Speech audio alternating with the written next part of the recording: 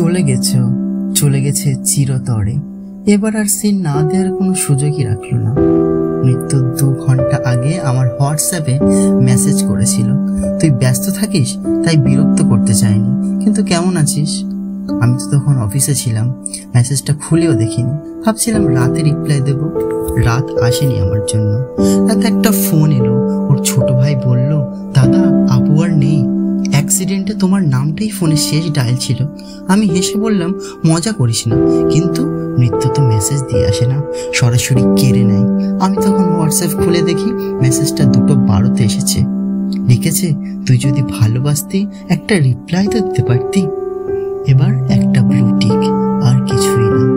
আজও সেই মেসেজটা পড়ে বসে থাকি, ভাবি একটা রিপ্লাই হয়তো তার শেষ নিঃশ্বাসটা বদলে দিতে পারত। কিন্তু আজ আর কিছুই করার নেই, শুধু একটাই কথা বার